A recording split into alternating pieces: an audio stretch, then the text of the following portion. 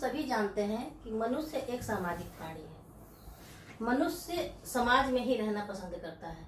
जब भी मनुष्य को दंड देना होता है तो उसे कारागार में अकेला डाल देते हैं, अर्थात कि अकेला प्राणी उसको दंडित किया जाता है तो अकेले कर दिया जाता है। तो मनुष्य समाज में रहना पसंद करता है। समाज का निर्माण कैसे होता है?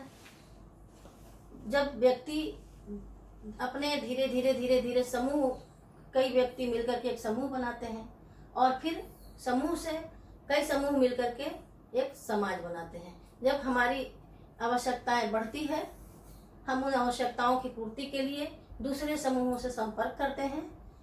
जैसे शिक्षा के लिए जब हम अन्य समूहों से संपर्क करते हैं तो हमारा बनता है शिक्षा से संबंधित समाज। इसी तरह से जब हम व्यवसाय करते हैं तो हम उन सारे लोगों से संपर्क करते हैं तो बनता है हमारा व्यवसायिक समाज। आवश्यकता के अनुसार हम विभिन्न प्रकार के समूहों से संपर्क करते हैं और उस प्रकार से धीरे धीरे धीरे धीरे करके समाज का निर्माण होता है। एक छोटा समाज का निर्माण भी होता है जिसमें कुछ व्यक्तियों के सदस्य एक साथ मिलकर के रहते हैं, जैसे ग्रामीण समाज। ग्रामीण समाज में गांव में रहते हैं, गांव के अपने नियम कानून है और सभी व्यक्ति गांव में मिलजुल करके रहते हैं। उनकी सारी आवश्यकताओं की पूर्ति गांव के लोगों के आपस में ही पूरी हो जाती है, तो उसको हम कहते हैं ग्रामीण समाज। जब आवश्यकताओं के लिए जब हम कहीं गांव छोड़ करके बाहर कस्बा से संपर्क करते हैं, छोटे छोटे बाजारों से संपर्क करते हैं, उसको कहते हैं, उसमें थोड़ा ग्रामीण परिवेश होता है, थोड़ा शहरी परिवेश होता है, उसको कहते हैं कस्बाई समाज, अर्थात छोटा शहर है। एक कस्बा जिसमें थोड़ा ग्रामीण परिवेश भी दिखता है और थोड़ा शहरी परिवेश भी दिखता है। फिर आता है शहर। शहर में हम विभिन्न प्रकार के औद्योगिक धंधे, बड़े बड़े व्यवसाय और बहुत सारी अन्य तरह की चीज़ें देखते हैं।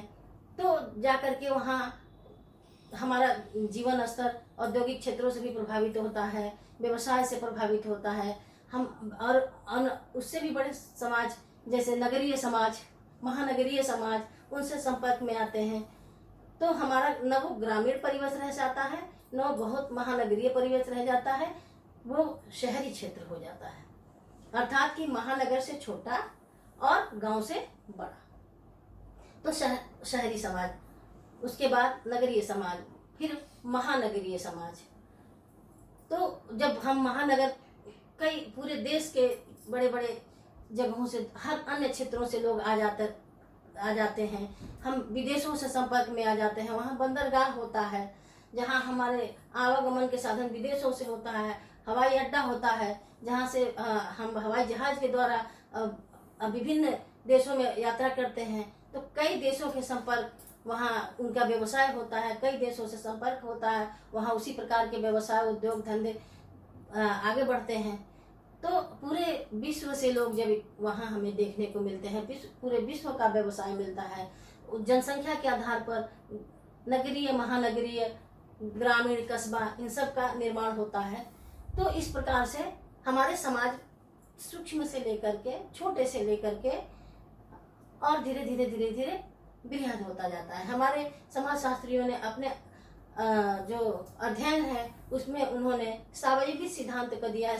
हर्बर्ट स्पेंसर ने सावयवी सिद्धांत को दिया है कि जिस प्रकार से एक पेड़ में तने लगे होते हैं और विकसित होता जाता है, आवश्यकता के अनुसार समाज का निर्माण होता चला जाता है। जैसे पेड़ में तने अलग अलग होकर के फूल का निर्माण करते हैं, उसी तरह से हमारे समाज में भी अलग अलग आवश्यकताओं के अनुसार हमारे तने बनते जाते हैं, हम अन्य समाज के सदस्यों से जुड़ते जाते हैं और इस प्रकार एक बृहद समाज का निर्माण होता है।